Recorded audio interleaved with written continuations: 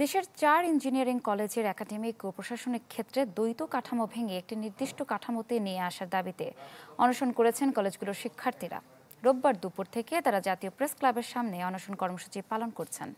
শিক্ষার্থীরা জানান, এর আগেও তারা ময়মনসিংহ, বরিশাল, ফরিদপুর ও সিলেট ইঞ্জিনিয়ারিং কলেজের একাডেমিক ও প্রশাসনিক কার্যক্রমের স্বাতন্ত্র্য বজায় রাখতে বিআইটির আদলে কমিশন গঠনের দাবি তোলে।